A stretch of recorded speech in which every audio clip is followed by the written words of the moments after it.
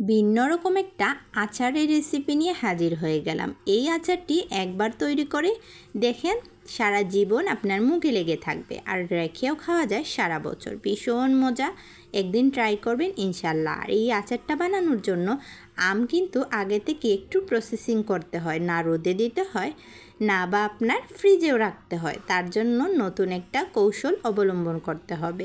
কিভাবে তৈরি করলাম চলুন এক নজরে দেখে নিই।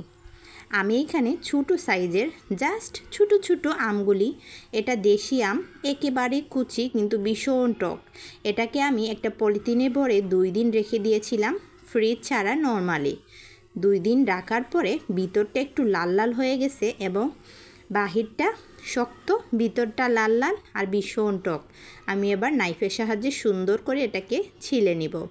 একটুও কিন্তু আমের চুলকা থাকা যাবে না, পরিষ্কার করে ছিলে নিতে হবে। তো আমি সুন্দর করে সবগুলি ছিলে আবার আসছি আপনাদের মধ্যে। সবগুলি আম ছিলা হয়ে গেছে এবং সুন্দর করে ধুয়ে একটা পরিষ্কার নেকড়া দিয়ে আমি সুন্দর করে মুছে নিয়েছি, একটুও পানি থাকা যাবে না।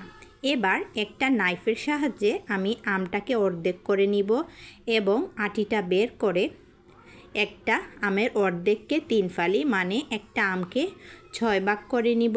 আপনারা চাইলে এখানে 4 ভাগও করতে পারেন, তবে 6 ভাগ করলে খেতে ভীষণ ভালো লাগে। তো আমি এভাবে করে সম্পূর্ণ আমগুলি সুন্দর করে কেটে আপনাদের সামনে দেখাচ্ছি।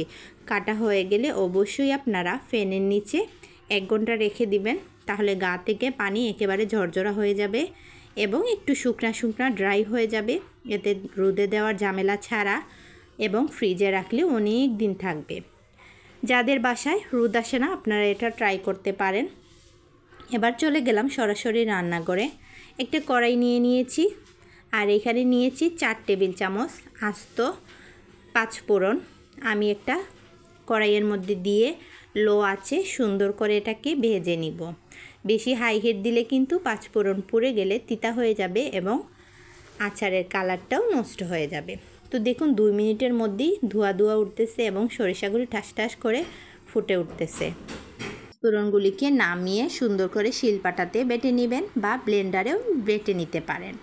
এবার কড়াইয়ের মধ্যে দিয়ে দিলাম 1/2 কাপ সরিষার তেল, খাঁটি সরিষার তেল দিয়ে কড়াইটাকে সুন্দর করে নেড়েচেড়ে চতুর্দিকে নেড়ে নিব এবং দিয়ে দিলাম 4টা ছোটো সাইজের তেজপাতা, 4-5টা শুকনা মরিচ দিয়ে সুন্দর করে তেলটার সাথে শুকনা মরিচ আর তেজপাতা একটু নেড়েচেড়ে গরম করে নিব। এবার আমি তার মধ্যে দিয়ে দিব 1 টেবিল চামচ আদা বাটা, 1 টেবিল চামচ রসুন বাটা। আজকে কিন্তু আস্ত রসুন ব্যবহার করব না, এই আচারে কিন্তু আস্ত রসুন ব্যবহার করলে ভালো লাগে না। এবার দিয়ে দিলাম পরিমাণ মতো লবণ, 1 টেবিল চামচ মরিচের গুঁড়া, 1 টেবিল চামচ হলুদের গুঁড়া দিয়ে জাস্ট একটু সময় মশলাটাকে কষিয়ে নিব। কষানো হয়ে গেলে আমি ঢেলে দিব আগে থেকে আমগুলি কেটে রাখা, ওগুলি দিয়ে সুন্দর করে এবার কিন্তু বেশ হাতে সময় নিয়ে এবং চুলার কাছে দাঁড়িয়ে আমটাকে কষিয়ে নিতে হবে। চুলার কাছ থেকে গেলে আমটা লেগেও যেতে পারে। এবার কিন্তু আমটাকে ভালো করে কষাচ্ছি।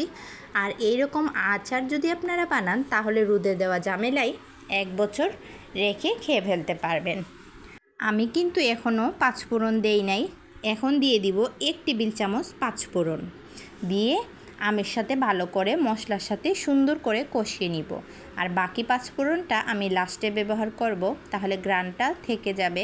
আমটাও কিন্তু ভালো করে কষানো হয়ে গেছে, দেখুন তেলটা উপরে চলে আসছে। এবার অ্যাড করে দিব 1/2 কেজি আমের সাথে 1 কাপ চিনি। আপনারা চাইলে 1.5 কাপ দিতে পারেন, তবে আজকে আমি টক মিষ্টি ঝাল 3টা মিলে সমান সমান রাখতে যাচ্ছি, এই জন্য 1 কাপ দিয়ে দিলাম। দিয়ে সুন্দর করে নেড়ে ছেড়ে এটাকে যতক্ষণ না চিনি গলে পানি পানি হয়ে যায় ভালো করে অনবরত নেড়ে যাব। দেখবেন 2 মিনিটের মধ্যেই চিনিটা গলে পানি পানি হয়ে গেছে, মানে শিরার মতো হয়ে গেছে। ভয় পাওয়ার কোনো কারণ নেই, এটা এমনিতেই শুকিয়ে যাবে। এবার ব্যবহার করব 1 কাপ চিনি দিয়েছি, এখানে দিয়ে দিলাম আধা কাপ সিরকা। সিরকাটা ব্যবহার করলে আপনি অনেক দিন আচার না ফ্রিজে না রেখেও খেতে পারবেন। তো আমি সুন্দর করে আচারটা ভালো করে কষানো হয়ে গেছে। এবার দিয়ে দিলাম 1 টেবিল চামচ বিট লবণ এবং যতটুকু 5 ফোড়ন ছিল সবগুলি ঢেলে দিলাম। দিয়ে নেড়ে চেড়ে 5 মিনিট আচারটাকে অনবরত নাড়তে হবে। আর এদিকে হাই হিটে রান্না করে নিতে হবে। এখন কিন্তু আর লো হিটে ব্যবহার করা যাবে না, নাহলে আচারগুলো গলে যাবে। হাই হিটে ব্যবহার করবেন, আচারগুলি আস্তে আস্তে থাকবে, আর খেতে ভীষণ ভালো লাগবে। ফাইনালি আচারটা হয়ে গেছে, পরিবেশন করে আপনাদের সাথে শেয়ার করছি। ভীষণ কালারফুল এবং দেখতে কি সুন্দর, খেতে কিন্তু ভীষণ, আর ঘ্রাণে মোমো করছিল। আপনারা একদিন ট্রাই করে দেখবেন, ভীষণ মজার একটি আচার। অবশ্যই 2 দিন আগে আমটা কিনে তারপরে এই আচারটা তৈরি করবেন, দেখবেন তার ফলাফল।